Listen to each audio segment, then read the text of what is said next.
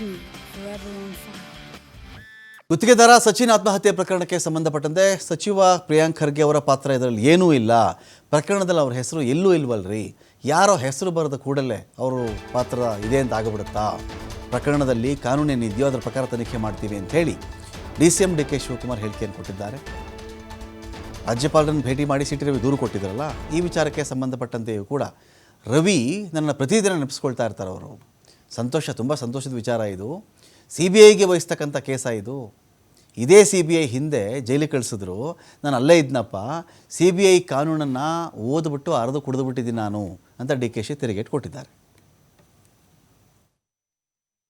ದಿನ ನೆನೆಸ್ಕೋತಾ ಇರಲಿ, ನಾನು ನೆನೆಸ್ಕೋತಾ ಇದ್ದಾರೆ ಅವರು. ಪಾಪ ಭಾಳ ಸಂತೋಷ.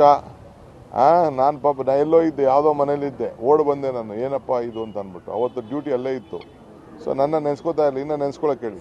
It is not A case for CBI. Our government is capable. ನಮ್ಮ ಸರ್ಕಾರದಲ್ಲಿರೋಂಥ ಅಧಿಕಾರಿಗಳು ಇದನ್ನು ನಡೆಸುವಂಥ ಎಲ್ಲ ಇದೆ. CBIನವರು ಏನು ಮಾಡೋಕ್ಕಾಗಲ್ಲ.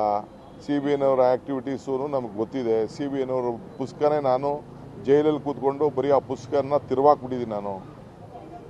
ನನ್ನ ಕಳಿಸ್ಕೊಟ್ಟಿದ್ರಲ್ಲ ಗಿಫ್ಟು ಎಲ್ಲ ತಿರುವಾಕಿದ್ದೀನಿ. ನಡೀರಿ. No question of anyone resigning. Priyanka Kharge ನಮ್ಮ ಪಕ್ಷದ ವೋಕಲ್ಲು ಮಿನಿಸ್ಟರು.